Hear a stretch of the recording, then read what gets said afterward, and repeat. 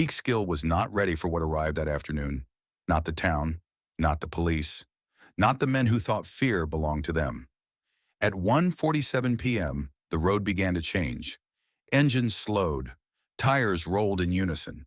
A long line of cars moved with purpose, not haste, like a decision already made. People watching felt it before they understood it. This was not a visit. This was an answer. Inside those cars were men from Harlem, disciplined, dressed sharp, windows down, faces visible, eyes forward. No shouting, no posturing. Silence, heavy and deliberate. Each car carried a message without saying a word. At the front sat Ellsworth Bumpy Johnson, 44 years old, calm, upright, a man who had survived prisons, wars for territory, and betrayals that ended other careers. He was not there for applause. He was there because something crossed a line. All morning, Peakskill had burned with hostility, rocks thrown at families, slurs screamed without consequence, police standing still. The balance of power felt permanent to the crowd lining the road. They believed the town belonged to them. Then they saw the caravan. The insults stopped first. Then came confusion. Then panic, masked as rage. Bottles flew, bats lifted, men rushed forward, confident that numbers always win. The cars stopped. Doors opened together. Men stepped out in formation. No fear, no chaos, just intention. And in that moment, everyone realized this was no longer a concert story. It was a history lesson now written there forever. The silence after those doors opened was louder than the shouting before it. 100 men spread out across the road, slow and measured. No one ran. No one spoke. Shoes hit pavement in rhythm, like a drill rehearsed long ago. The mob expected anger. What they got was control, and that unsettled them. This was not random muscle. These were men who understood structure, who knew when to move and when to stand still. They formed a corridor down the road, shoulder to shoulder, turning chaos into a straight line that led directly to the concert grounds half a mile away. At the center of it all stood Bumpy Johnson. He didn't raise his voice. He didn't signal with his hands. He didn't need to. His presence did the work. The same presence that had kept Harlem stable when police couldn't. The same presence Italian crime bosses respected enough to negotiate with instead of challenge. The white mob hesitated. That pause mattered. Violence feeds on momentum, and momentum just died. Police officers watched, unsure who they were supposed to stop now. All morning, they had ignored attacks on black families. Now suddenly, order had arrived without their permission, and they did not control it. Someone threw another bottle. It shattered near the front line. No one flinched. That was the moment fear changed sides, because everyone understood something instinctively. These men were not here to fight randomly. They were here to escort, to protect, and if forced, to finish it. Bumpy took one step forward, just one, and the crowd understood that if he took another, the day would end very differently than it began. That single step from Bumpy Johnson did more than any weapon could have. It forced a choice. Behind him, the line held firm. 100 men, eyes up, hands relaxed but ready, not looking for permission, not waiting for instructions from police who had already proven they would not act. This was community enforcement. Harlem rules brought to hostile ground.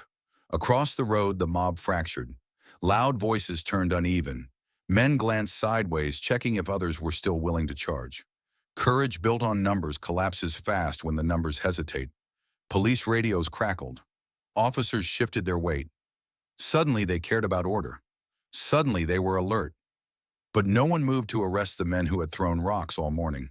That silence spoke louder than badges. Bumpy knew this terrain well. Not the town, but the psychology. He understood something simple. Bullies rely on certainty. Take that away and they unravel. He didn't threaten anyone. He didn't negotiate. He just stood there, calm as stone, making it clear that the road belonged to him now, that the concert would happen, that families would walk safely through this corridor whether the town liked it or not. Word moved fast down the line. The path was secure. From the rear, cars began rolling again, slowly. Black families stepped out, confused at first, then stunned. Children stopped crying. Mothers gripped hands tighter. Fathers straightened their backs. They were walking through a wall of protection built by men who refused to let history repeat itself that day. But the most dangerous moment was still coming, because humiliation breeds desperation, and desperation makes people do reckless things. The first punch didn't land where anyone expected. It came from the side. A white man breaking ranks, rushing the corridor with a metal bar raised high. Not screaming, not drunk, focused. That made him dangerous. Two of Bumpy's men moved instantly, not wild, not excessive. They stepped in, redirected him, and dropped him to the ground in seconds. Clean, efficient, over before the crowd could react. That was the warning. No one cheered, no one celebrated. The message was clear. Cross this line and you will be handled, period. The mob froze. They had expected chaos. They got discipline, and discipline terrifies people who rely on rage. Police surged forward now, batons out. But not toward the attackers from earlier, toward the men who restored order.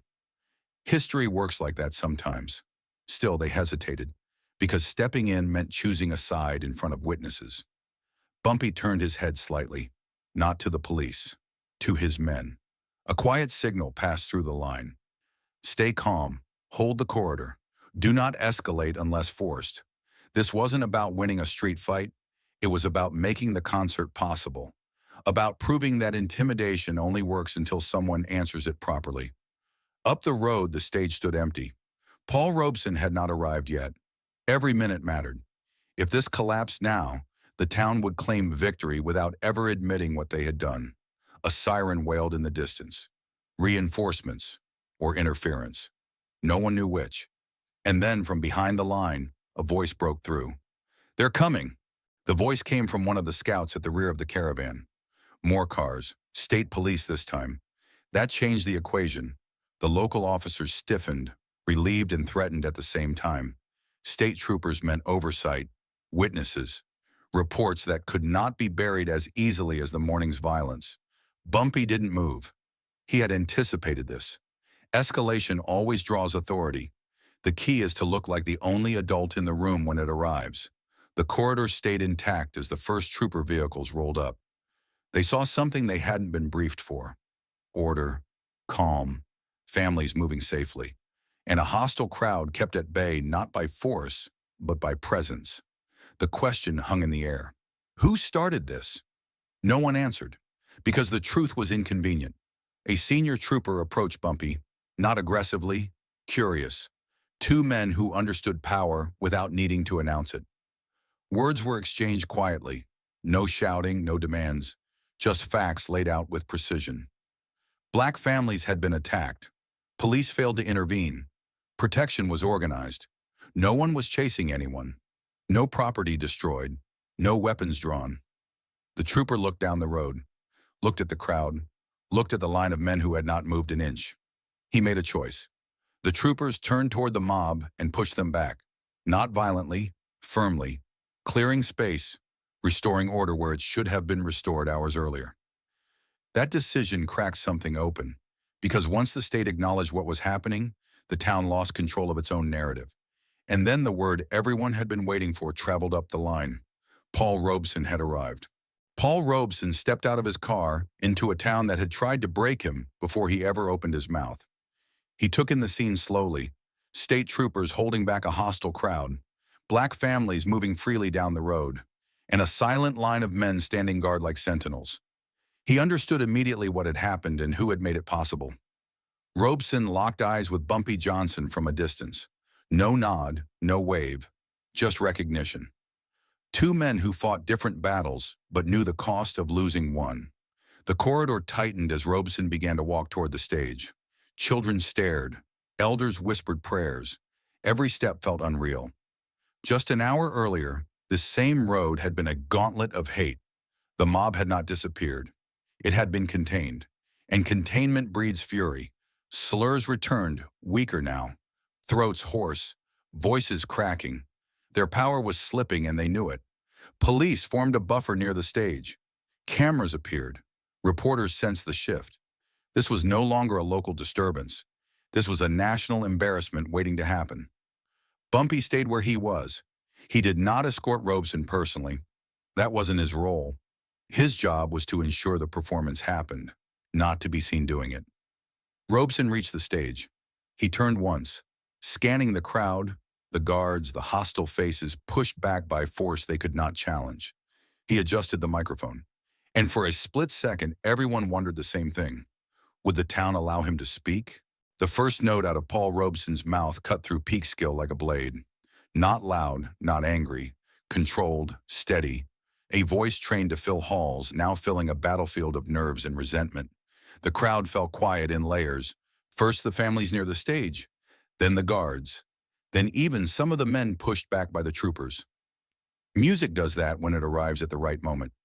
Robeson sang not to entertain, but to assert existence. Every word carried weight. Every pause reminded the town that despite everything, the concert was happening. The thing they tried to stop was now undeniable. Bumpy watched from the road, arms at his sides, scanning faces.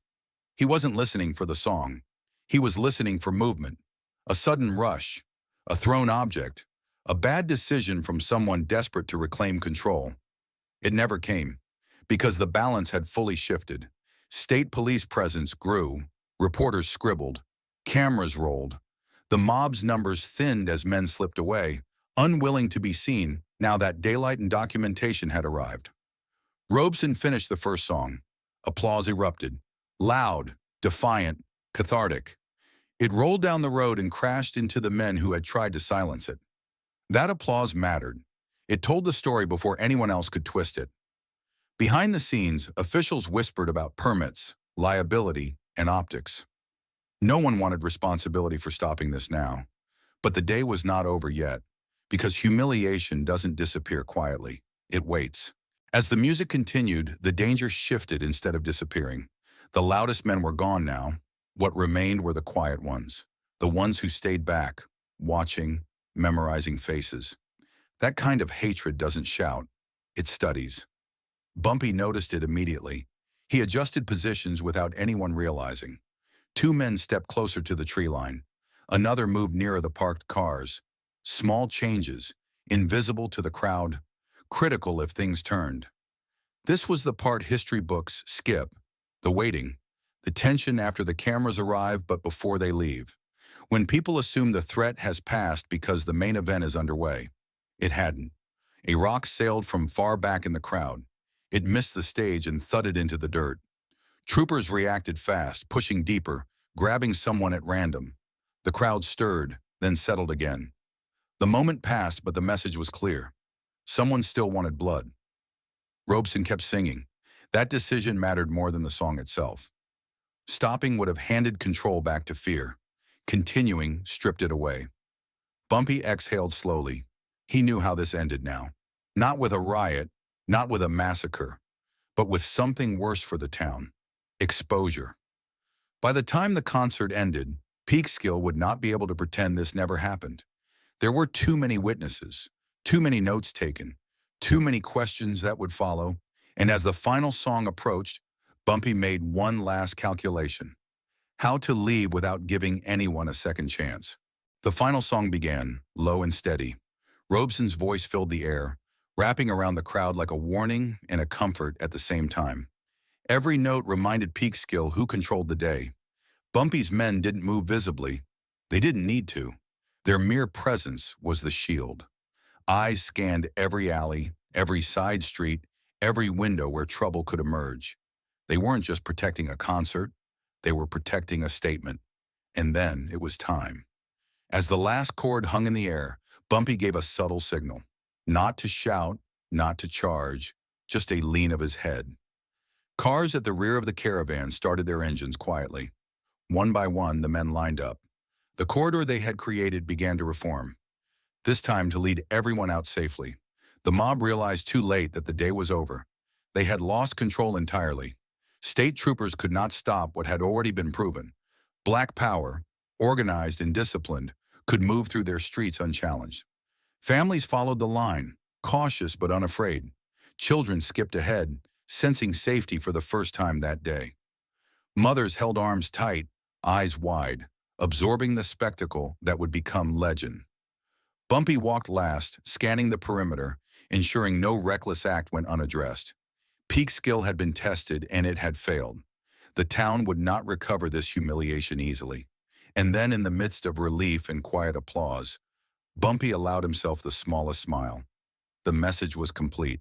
The story would be told. Fear had changed sides permanently. But every ending has its echo, because someone had been watching, taking notes, waiting for the next chance. Bumpy Johnson didn't linger. He didn't wave. He didn't allow anyone the satisfaction of a goodbye. The line of men filed into cars, engines rumbling softly, almost like a heartbeat. The families and concert goers followed, moving through the corridor one last time, each step a quiet victory. By the time the last person reached safety, Peakskill was quiet. The mob had melted back into its streets, humiliated and powerless. The state troopers stayed a little longer, taking notes, watching, ensuring nothing reignited. But the lesson had already been delivered.